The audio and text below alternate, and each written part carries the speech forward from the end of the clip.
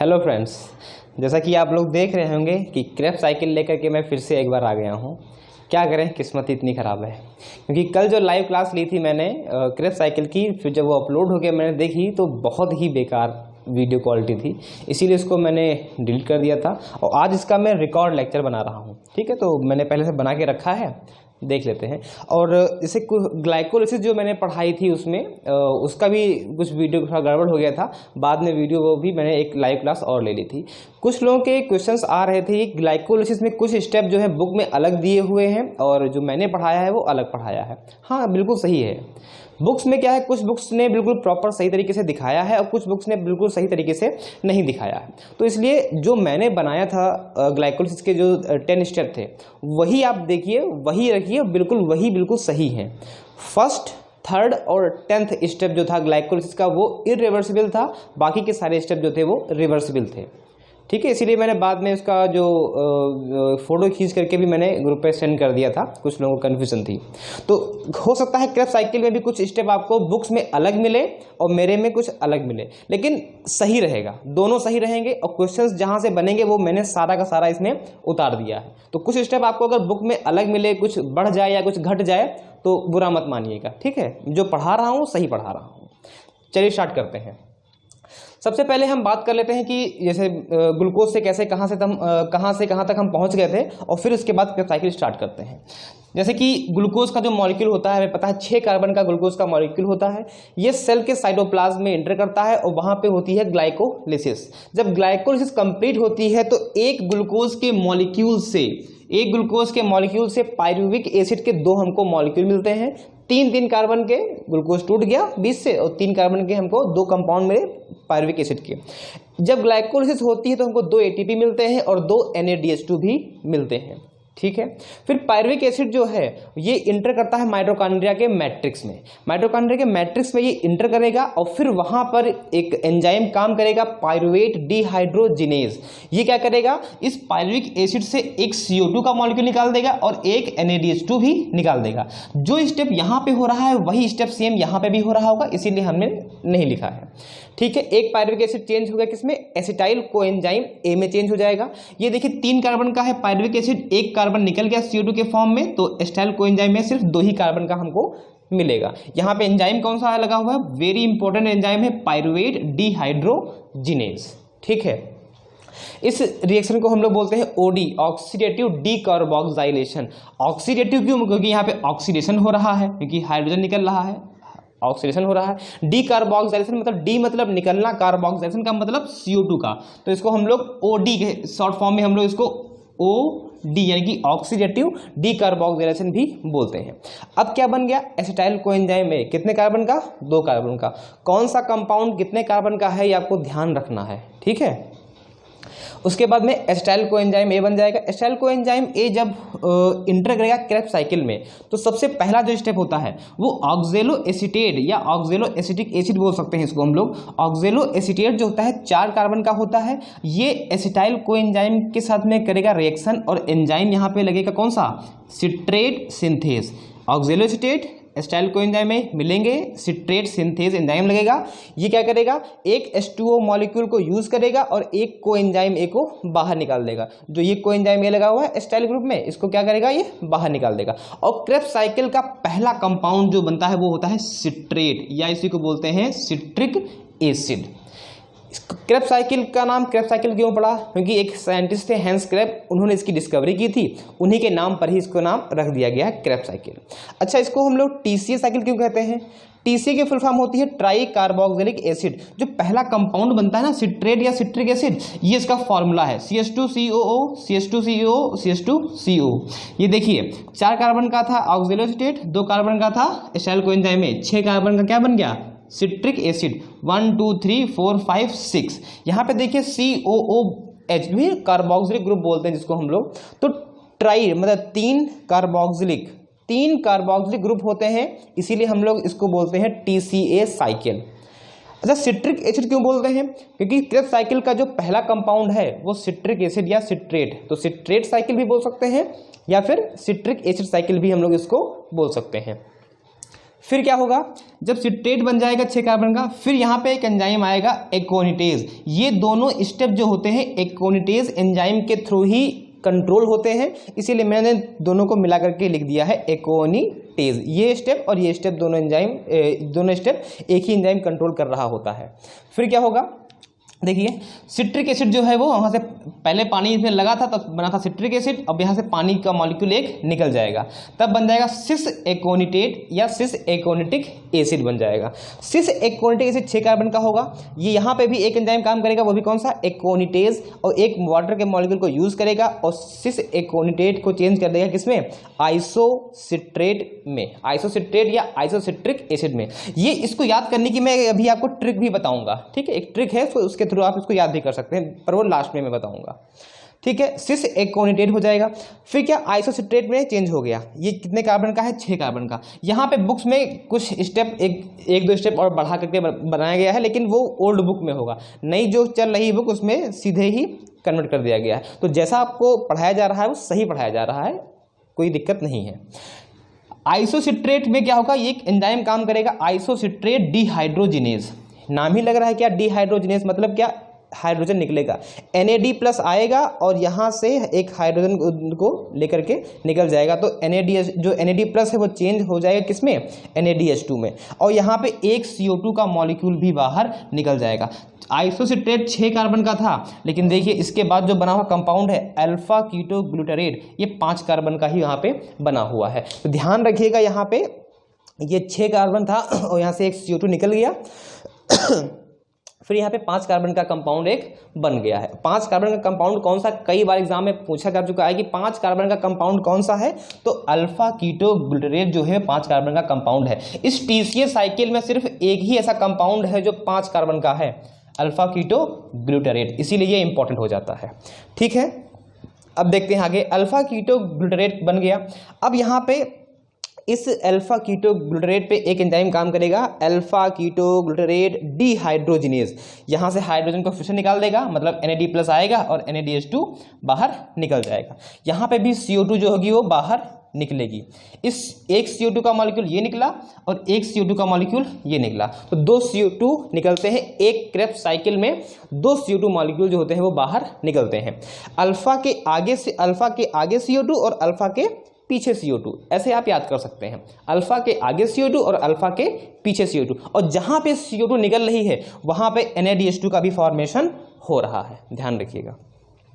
फिर यहाँ पे CO2 का मॉलिक्यूल निकल गया, 5 कार्बन का था, तो कौन सा कंपाउंड बन जाएगा, सक्सिनिल कोएंजाइम A। ये 4 कार्बन का कंपाउंड है। यहाँ पे एक कोएंजाइम का भी यूज हो रहा है, क्योंकि कोएंजाइम अल्फा के इसके पास तो है नहीं, तो कोएंजाइम यूज होगा और यही चेंज हो जाएगा किसमें, सक्सिनिल कोएंजाइम A में चेंज हो जाएगा। 4 कार्बन का कंपाउंड ये बन गया। फिर यहाँ पे succinyl coenzyme A synthetase enzyme आएगा और इसको तोड़ देगा, और यहाँ पे इसके पास एक थायोस्टर बॉन्ड होता है। सक्सिनिल कोएंजाइम A के पास एक थायोस्टर बॉन्ड होता है। जब वो बॉन्ड टूटता है तो एनर्जी निकलती है, वही एनर्जी जो होती है वह GTP के फॉर्म में, या इसको हम लोग बोलते हैं ATP के फॉर्म में। GTP जो बनता है वो एनिमल में जब होता है, क्रेब्स साइकिल चलती है तो उसको GTP बनता है। जब यही क्रेब्स साइकिल प्लांट में होती है तो वहां पे हम लोग इसको ATP बोलते हैं। ATP बनता है वहां पे, ठीक है। तो GTP एनिमल में, यहाँ पे मैं लिख देता हूं इन एनिमल, और ये इन प्लांट, ठीक है। फिर क्या होगा, सक्सिनिल कोएंजाइम A, जब ये GTP या एनर्जी निकल जाएगी तो ये सक्सिनेट में चेंज हो जाएगा। कोई कार्बन नहीं निकला तो 4 कार्बन का ये था और 4 ही कार्बन का सक्सिनेट भी बन जाएगा। सक्सिनेट जो 4 कार्बन का बन गया, और उसके बाद सक्सिनेट डिहाइड्रोजिनेज एंजाइम काम करेगा। ये एंजाइम भी काफ़ी इंपॉर्टेंट है, सक्सिनेट डिहाइड्रोजिनेज। अभी मैं बताऊंगा क्यों इंपॉर्टेंट है ये सक्सिनेट डिहाइड्रोजिनेज का मतलब हाइड्रोजन निकालेगा। यहाँ पे देखिए, यहाँ पे FAD आएगा, FAD+ आएगा और FADH2 के फॉर्म में निकल जाएगा। यहाँ पे NADH2 निकल रहे थे, यहाँ पे FADH2 निकला है। तो ये सक्सिनेट जो चेंज हो किसमें, फ्यूमरेट में चेंज हो जाएगा। फ्यूमरेट में फिर से एक एंजाइम काम करेगा फ्यूमरेज, और एक H2 मॉलिक्यूल का यूज होगा, और ये फ्यूमरेट चेंज हो जाएगा किसमें, मैलेट में। मैलेट में चेंज हो जाएगा। मैलेट पे एक एंजाइम काम करेगा, मैलेट डिहाइड्रोजिनेज। जहां जहां आपको डिहाइड्रोजिनेज लग जाए समझ लो वहां पे NADH2 या FADH2 बन रहा है।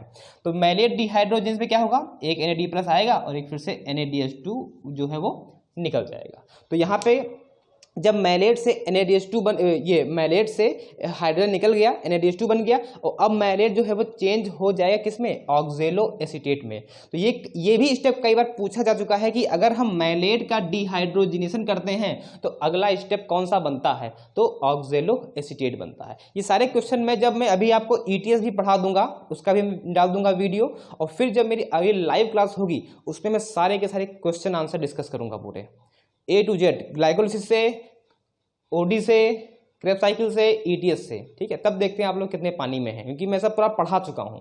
कुछ क्वेश्चंस मैंने पढ़ाए हुए पूछूंगा, कुछ क्वेश्चन जो मैंने नहीं पढ़ाया है वो भी पूछूंगा। ठीक है, तो ये ऑक्जेलो एसीटेट बन जाएगा और फिर से साइकिल कंप्लीट। साइकिल का मतलब क्या होता है, जहां से हम स्टार्ट करें वहीं घूम फिर के आकर के हम वहीं पे पहुंच जाएं, यही ये साइकिल होती है। तो हमने यहां से स्टार्ट किया था और यहीं पे आके घूम फिर के हम पहुंच गए, तो एक हमारी क्रेब्स साइकिल कंप्लीट हो गई है। अब इंपॉर्टेंट स्टेप देखिए क्या है। इंपॉर्टेंट स्टेप का मतलब क्या है, जैसे कि देखिए यहाँ पे एक H2O मॉलिक्यूल यूज हो रहा है, यहाँ पे एक निकल रहा है। हमने एक मॉलिक्यूल लगाया, एक मॉलिक्यूल निकाल लिया, काउंटर बैलेंस, कोई दिक्कत नहीं है, इसको हम हटा सकते हैं। लेकिन यहाँ पे देखिए एक ये मॉलिक्यूल लगाया और एक हमने ये मॉलिक्यूल लगाया, तो हमने 2 मॉलिक्यूल जो है पानी के लगाए। वैसे लगाए तो हमने 3 थे, 1, 2 और 3, लेकिन एक हमको वापस मिल गया था, तो 3 - 1 2, तो यानी कि यहाँ पे 2H2O का यूज हो रहा है। ठीक है, 2 वाटर मॉलिक्यूल यूज हो रहे हैं। और यहाँ पे क्या निकल रहा है, एक ये NADH2, एक ये NADH2 और एक ये NADH2। तो हमें यहाँ पे 3 NADH2 भी मिलते हैं और एक हमको यहाँ पे क्या मिलता है, एक FADH2 भी हमको यहाँ पे मिलता है, और एक हमको यहाँ पे मिलता है GTP। ये क्या मिला हमें, GTP, या इसको हम लोग ATP कुछ भी बोल सकते हैं। ठीक है, अब हम देखते हैं कि एक क्रेब्स साइकिल में हमको कितने ATP मिलते हैं। एक NADH2 से 3 ATP होते हैं, तो यहाँ पे 3 NADH2 हैं, तो 3 × 3 कितने हो जाएंगे, 9। यहाँ पे हमको मिल जाएंगे इससे 9 ATP, और एक FADH2 में 2 ATP होते हैं, तो यहाँ पे हम 2 लिख लेते हैं, 2 ATP, और एक ATP तो हमको ये पहले से मिल चुका है सबस्ट्रेट लेवल फास्फोरेशन में, ATP। तो 9 तो 11 और 1 12। तो ध्यान रखिएगा कि एक क्रेब्स साइकिल कंप्लीट होती है तो उसमें 12 ATP हमें मिलते हैं। जब ये NADH2 ETS में जाएंगे तब की बात कर रहा हूं मैं। अगर मैं पूछूं कि सिर्फ अगर एक क्रेब्स साइकिल में कितने ATP बने बिना ETS में जाए हुए, तो सिर्फ एक ही मिलेगा हमको, सबस्ट्रेट लेवल फास्फोराइलेशन। फास्फोराइलेशन का मतलब होता है कि ATP का बनना या ATP का टूटना। फास्फोराइलेशन इंपॉर्टेंट टॉपिक है ये, फास्फोराइलेशन, ध्यान से सुनिएगा। फास्फोराइलेशन का मतलब होता है ATP का बनना या ATP का टूटना। ये 3 तरह से हो सकता है, सबस्ट्रेट लेवल फास्फोराइलेशन, फोटोफास्फोराइलेशन और oxidative phosphorylation. Substrate level phosphorylation का मतलब ये होता है कि जब एक सिंपल लैंग्वेज में मैं आपको बता रहा हूँ, कॉन्सेप्ट तो बहुत क्लियर गहरा है, वो मत जाइए, सिंपल लैंग्वेज में समझिए। जब ग्लाइकोलिसिस और क्रेब्स साइकिल में ATP हमको डायरेक्ट मिलते हैं, जैसे ये देखिए मिला हमको ATP मिल गया डायरेक्ट, इसमें भी ATP है लेकिन जब ये ETS में जाएगा तब मिलेंगे हमको, तो ये डायरेक्ट नहीं हुआ ना। डायरेक्ट तो हमको यहाँ पे ये 2 ये मिल गए और ये हमको यहाँ पे मिला। तो ये जब डायरेक्ट ATP बनते हैं ग्लाइकोलिसिस और क्रेब्स साइकिल में, तब हम इनको बोलते हैं substrate level phosphorylation. Important point है, ध्यान रखिएगा। सबस्ट्रेट लेवल फास्फोराइलेशन ग्लाइकोलिसिस और क्रेब्स साइकिल में हमको ATP डायरेक्ट अगर मिलते हैं तो उसको हम लोग बोलते हैं सबस्ट्रेट लेवल फास्फोराइलेशन। फोटोफास्फोराइलेशन का मतलब क्या होता है, जब हम लोग फोटोसिंथेसिस पढ़ते हैं वहाँ पे भी जब Z स्कीम चलती है, Z स्कीम, तो वहाँ पे भी ATP का फॉर्मेशन होता है, तब उसको हम बोलते हैं फोटोफास्फोराइलेशन। मतलब फोटोसिंथेसिस में हो रही है तो फोटोफास्फोराइलेशन। जब यही NADH2 और FADH2 ETS में जाएंगे, इलेक्ट्रॉन ट्रांसपोर्ट सिस्टम में जाएंगे, तब वहाँ पे इनसे एक NADH2 से 3 ATP निकाले जाएंगे, तो वहाँ पे ATP का जो फॉर्मेशन होता है उसको हम लोग बोलते हैं ऑक्सीडेटिव फास्फोराइलेशन। ये 3 पॉइंट हैं, तीनों को ध्यान रखिएगा। क्वेश्चन बन चुका है और आगे भी क्वेश्चन बनेगा। ठीक है। फिर मैंने कहा था कि यहाँ पे ये एंजाइम काफ़ी इंपॉर्टेंट है, सक्सिनेट डिहाइड्रोजिनेज। क्यों एंजाइम इंपॉर्टेंट है? यहाँ पे क्वेश्चन एक ये होता है कि क्रेब्स साइकिल या ईटीएस या सिट्रिक एसिड साइकिल माइटोकॉन्ड्रिया के मैट्रिक्स में ही क्यों चलती है? तो जाहिर सी बात है, इसमें जो यूज हो रहे हैं एंजाइम्स वो सारे के सारे माइटोकॉन्ड्रिया के मैट्रिक्स में पाए जाते होंगे, इसीलिए ये रिएक्शन वहां पे चल रही है। कोई भी रिएक्शन कहाँ वहां पे क्यों चलती है? ग्लाइकोलाइसिस साइटोप्लाज्म में क्यों चलती है? क्योंकि उसके एंजाइम साइटोप्लाज्म में, सिंपल सी बात है। लेकिन यहाँ पर जो ये सक्सिनेट डिहाइड्रोजिनेज एंजाइम है, ये माइटोकॉन्ड्रिया के मैट्रिक्स में ना होकर के माइटोकॉन्ड्रिया की इनर मेम्ब्रेन पे पाया जाता है। वेरी इंपॉर्टेंट पॉइंट है ये। सक्सिनेट डिहाइड्रोजिनेज जो एंजाइम है, ये एंजाइम माइटोकॉन्ड्रिया के मैट्रिक्स में ना होकर के माइटोकॉन्ड्रिया की जो इनर मेम्ब्रेन होती है, जैसे ये माइटोकॉन्ड्रिया है, ये माइटोकॉन्ड्रिया है, ये माइटोकॉन्ड्रिया की इनर मेम्ब्रेन है, तो ये एंजाइम यहाँ पे पाया जाएगा, सक्सिनेट डिहाइड्रोजिनेज। ठीक है, इसीलिए ये पॉइंट इंपॉर्टेंट हो जाता है। ठीक है, और यहाँ पे थोड़ा सा दो एंजाइम के बारे में और देख लीजिए, जो ये है आइसोसिट्रेट डिहाइड्रोजिनेज और अल्फा कीटो ग्लूटरेट। ये दो एंजाइम जो होते हैं, ये इनको रेगुलेटिंग एंजाइम कहा जाता है, टीसीए का एंजाइम। ये क्वेश्चन अभी तक आया नहीं लेकिन आ सकता है कि कौन से एंजाइम जो है वो ग्लाइकोलाइसिस के रेगुलेशन में काम करते हैं। मतलब कि अगर ये एंजाइम काम नहीं करेंगे तो ग्लाइकोलाइसिस जो होगी बिल्कुल ही बंद हो जाएगी वहाँ पे। तो आइसोसिट्रेट डिहाइड्रोजिनेज और अल्फा कीटो ग्लूटरेट डिहाइड्रोजिनेज, ये दो एंजाइम जो होते हैं ये क्रेब्स साइकिल के रेगुलेटिंग एंजाइम होते तो और भी हैं, लेकिन अब दो ही याद रखिए। ठीक है, तो मेरे हिसाब से मैंने सारे के सारे पॉइंट्स जो हैं वो क्लियर कर दिए हैं। और अब अगला जो वीडियो आएगा मेरा वो ईटीएस पे आ जाएगा, ईटीएस में पढ़ा दूंगा। और फिर अगली लाइव क्लास में मैं पूरा का पूरा जो ये क्रेब्स साइकिल, ईटीएस और ग्लाइकोलाइसिस है उससे मैं क्वेश्चन डिस्कस करूंगा। ठीक है, और जो टेस्ट सीरीज स्टार्ट हो रही है हमारी, वो आज से ही स्टार्ट हो रही है, आज 15 अक्टूबर से ही।